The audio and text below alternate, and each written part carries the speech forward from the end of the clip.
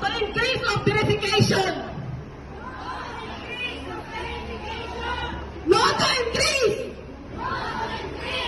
Trabaho sa Pinas. Protection, hindi correction. Maraming salamat po.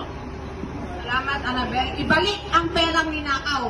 Bantakin nyo, 545 billion pesos ang korupsyon ng 2025 sa flood control projects pa lang yan. Hindi pa kasama ang iba't ibang ahensya. Sapat na yan para bigyang serbisyo ang mamamayan at pamilya ng OFWs. Hindi na kailangang ipasa pa sa atin ang dagdag singilin. Kaya tinatawagan natin si Baning Mendez mula sa bayan, Hong Kong and Macau. Maraming salamat, Lai. Mga kababayan, nagpapakatatag tayo bilang mga OFWs, bilang mga ina, kapatid, anak, magulang ng ating pamilya. Kaya dito sa 4 times na pagtaas ng verification ng kontrata, sa lahat ng bagong kontrata, we deserve an explanation. Hindi nakapagtataka kung magagalit ang mga OFWs. Sinong hindi nagagalit dito? Times 4. Sabi nila, hindi naman apektado ang mga existing na kontrata. Hindi kayo kasali. So bakit kayo magagalit? Yun lang naman ang mga bagong kontrata na galing sa Pilipinas. Correct po ba? Yes. Correct. Hindi lang naman verification ng mga bagong kontrata ang tinaasan.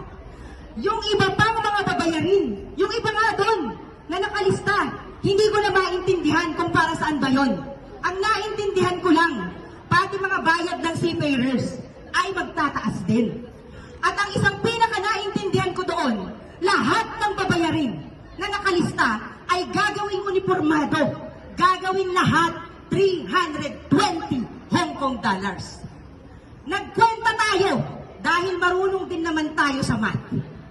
Sige, ipagpalagay natin na bawat araw ang dumarating na bagong OFW dito sa Hong Kong. Kunyari, pinakamababa, 10. Pinakamababa po ito dahil wala namang datos na inilalabas kung ilan ang nakakapasok na OFW dito sa Hong Kong. So let's say, 10 OFW kada araw times 320. Magkano yun? Ilan? 3,200 times 30 days. Isang buwan. Ilan yun? 96,000 Hong Kong dollars. Magkano yun sa piso? Halos? Magkano yun sa piso? Halos kalahating milyon. Okay. Magkano yun sa loob ng isang taon? Kwenta natin sa pinakamababang bilang ng posibleng pumapasok na OFW dito sa Hong Kong. Hindi pa kasali doon yung ibang bayarin.